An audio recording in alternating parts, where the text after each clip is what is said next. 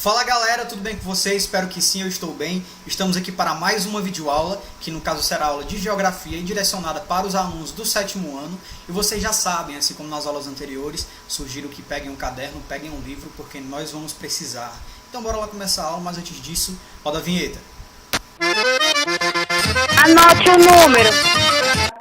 Capítulo 4, População Brasileira no século XXI. Galera, a nossa primeira aula, a gente procurou entender as principais características da população brasileira. Inclusive, a gente procurou fazer uma recapitulação do módulo anterior, não foi? Do capítulo anterior, no caso, em que a gente discutiu essa construção da população brasileira no decorrer dos séculos. Não foi isso? Então, a nossa primeira aula, né, do capítulo 4 veio nessa perspectiva aí, veio reiterar as nossas ideias, né, construídas no capítulo anterior. Apareceu também para fazer um resumão geral do que a gente vai ver no decorrer do capítulo, tá certo? Então, na primeira aula, nós procuramos entender de fato essas principais características da população brasileira, tá? Já na nossa segunda aula, na nossa segunda videoaula, a gente procurou entender alguns indicadores da população. A gente conseguiu entender o que é indicador da população, tá? Quando a gente falou, por exemplo, de população relativa, população absoluta, densidade demográfica, não foi isso? Além disso, a gente procurou fazer também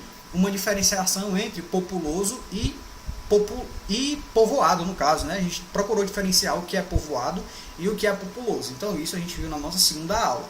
Já na terceira aula, a gente continuou nessa perspectiva de entender alguns indicadores da população e a gente procurou entender também algumas dinâmicas que acontecem no contexto da geografia da população, quando a gente discutiu o êxodo rural. Na nossa quarta aula, a gente procurou entender de forma mais objetiva o que era o Índice de Desenvolvimento Humano, o IDH. Além disso, a gente procurou entender também o que era o PIB, né? Produto Interno Bruto. A partir do Produto Interno Bruto, a gente ampliou a discussão aí para o IDH.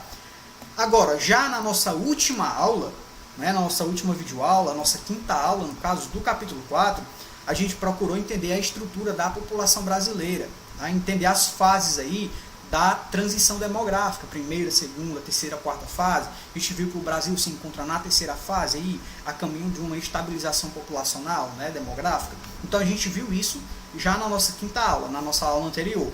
Hoje a gente vai entender o que é pirâmide etária, tá certo? A gente vai discutir a pirâmide etária no Brasil. De antemão a gente adianta que a pirâmide etária vai ser um importante recurso ali, né, na demografia, para representar de forma gráfica a estrutura geral, né, e também específica da distribuição da população, certo? Por idade, por gênero e etc. Certo? Então isso é a pirâmide etária que a gente vai entender agora. Bora lá. Pirâmide etária no Brasil. Então, galera, como já tinha falado nesse momento anterior, né, nessa introdução da nossa aula, a pirâmide etária aí vai aparecer como um recurso importante, né, um recurso gráfico aí, que vai nos dar algumas características da população, tá? Quando está falando, por exemplo, de faixa etária e do sexo também, tá? Quando a gente analisa a pirâmide etária e junto, né, com a pirâmide etária, a gente analisa também outras informações do contexto social, do contexto demográfico de um município, de um estado, tá, certo? De um país, por exemplo. Isso vai nos dar a possibilidade de traçar um perfil, por exemplo, socioeconômico, né, sobre a sociedade, sobre as condições econômicas dessa sociedade, dessa determinada região, dessa determinada área. Tá? Então, a pirâmide etária, sim, é um importante recurso aí nos estudos demográficos. Vai facilitar com que a gente tenha uma maior percepção sobre as características dessa população. Agora é o momento em que a gente vai analisar uma pirâmide etária, tá certo? Para que a gente consiga materializar, para que o entendimento se torne mais fácil, eu vou deixar aí uma imagem, né, uma representaçãozinha aí de uma pirâmide etária, que inclusive dá para encontrar no livro de vocês, tá? O que é que a gente tem? O que é que a gente consegue falar sobre as pirâmides etárias? Há diferentes formatos e desenhos de pirâmide etária, certo, galera? Ou seja, o que é que a gente tem? Há diferentes distribuições de estrutura populacional e isso vai se refletir na estrutura da nossa pirâmide, tá? A gente fala pirâmide, galera, de uma forma que dê para ter uma noção sobre essa representação. Mas às vezes, quando a gente vai analisar essa representação, a gente percebe que não se restringe a uma pirâmide, tá? Pode aparecer no formato de um cone, por exemplo, quando essa estrutura, né, quando a estrutura da pirâmide ela tá ali de uma forma bem equilibrada, digamos assim, tá certo? Então, não necessariamente é uma pirâmide. A gente usa esse termo aí para que de fato a gente consiga materializar o que se trata essa representação, tá certo? Então, o que é que a gente tem em relação à leitura da pirâmide? A leitura da pirâmide, ela é muito diversa, é muito diferente, mas sempre, galera, sempre deve se apoiar em 3 informações principais. A informação da idade, certo? Que vai ser organizada ali em diversas faixas, que vão de 0 a 80 anos ou mais. Além disso, além da idade, outra informação que a pirâmide etária vai fornecer é o sexo, tá? Que no caso vai se restringir entre homens e mulheres. E além disso, vai dar a data também, que vai ser organizada em anos. E normalmente vai ser apresentado de 1 a 3 anos, certo? Então, identificadas essas 3 informações, né, para realizar a leitura, a gente deve cruzar esses 3 dados e verificar essa proporção dos diferentes grupos, mas principalmente, galera, a transformação, tá? Pois, como a gente viu no momento anterior, a estrutura da população vai passar, sem dúvida nenhuma, por modificações ao longo das fases, né, ao longo daquelas transições demográficas que a gente viu na nossa aula anterior. Para a gente ter noção, galera, a leitura da pirâmide etária vai possibilitar, sim, com que a gente entenda algumas características da população, certo? Quando a gente percebe que a base, né, a parte de baixo da pirâmide etária, ela está muito larga, isso vai dizer, naquela representação anterior que eu mostrei para vocês, vocês viram, né, que na parte de baixo, ali na base, vai ficar a população mais jovem, tá? Então, quando essa base está mais larga, isso vai indicar que o número de crianças é maior. Tá? Isso pode ser um indicador aí de problemas sociais relacionados à falta de emprego, tá certo? Há problemas de saúde também, tá certo? De educação em muitas perspectivas aí, tá? Quando a gente observa que o topo, ele não tá largo, quando o topo é pequeno, né, encurtado, o que é que a gente percebe? A gente percebe que a expectativa de vida da população é baixa, não é isso? Ali a expectativa que se tem, né, de idade ali do sexo masculino e feminino pode ser pequeno. Isso vai dizer o quê? Isso vai falar sobre a expectativa de vida, não é? Que é curta, e isso vai ser indicador de problemas também, que vão aparecer em múltiplas perspectivas econômicas, sociais, tá certo? Relacionados à saúde. Então a pirâmide etária vai nos dar a possibilidade de leitura sim sobre as diferentes dinâmicas da população. Quando a gente analisa essa pirâmide etária que está aparecendo para vocês aí, ó, com informações do Brasil, né, uma pirâmide etária aí de 1991, outra pirâmide de 2010 e uma de 2020. Aqui são estimativas, tá certo? O que é que a gente tem? O que é que a gente percebe, galera? Ó, lá na década de 1990, a base da pirâmide era mais larga e foi diminuído com o tempo, tá? Com a diminuição da taxa de natalidade, tá? Então a gente consegue perceber isso.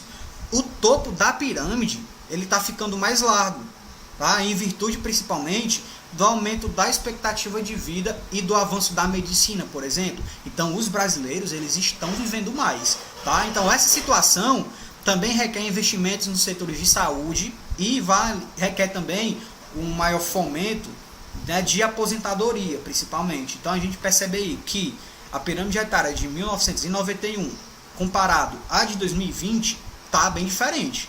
Não é isso, galera? A base encurtou mais e o topo, ele deu uma alargada, digamos assim, tá? Então, isso aí aparece como reflexo das mudanças da sociedade brasileira.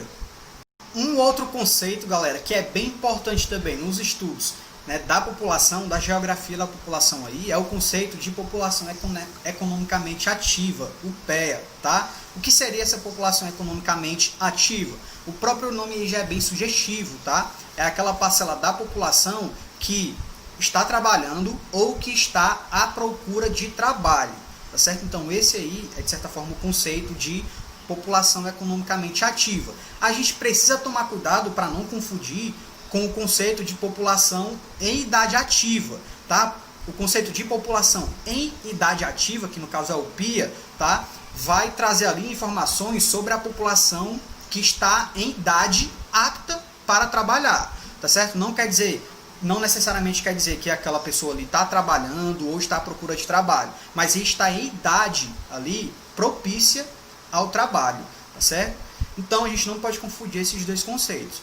De forma contrária aí ao conceito de PEA, né, de população economicamente ativa, a gente tem um conceito de população economicamente ativa, tá? Que é aquela parcela da população ali que apresenta algum impedimento ao trabalho, tá? Seja porque é criança ou idoso, tá certo? Ou por causa de problemas, enfim, tá certo? Então esses são conceitos interessantes aí que a gente vai conseguir abordar no decorrer desse capítulo aqui, de uma forma mais objetiva também.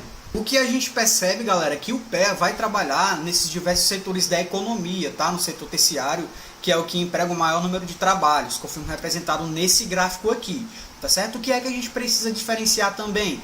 É o que é classificado, né, economicamente como o trabalho formal e o trabalho informal. Quando a gente fala de trabalho formal, são aqueles trabalhos que têm vínculos empregatícios, tá certo? Que vão conceder benefícios e direitos previstos em lei para os trabalhadores, tá? Como férias remuneradas, os finais de semana remunerados, enfim. Os informais, né, aparecem aí de forma contrária, que é o caso de empresas, né, ou indivíduos que trabalham e geram algum tipo de renda, claro, mas por serem, né, não serem regularizados, no caso, eles não têm direitos e benefícios. Então, a partir desse gráfico aí, dessa síntese de indicadores sociais, né, do Brasil, no caso, a gente vai falar aqui, a gente percebe que é um gráfico sobre a população economicamente ativa por setores econômicos, dados de 2016.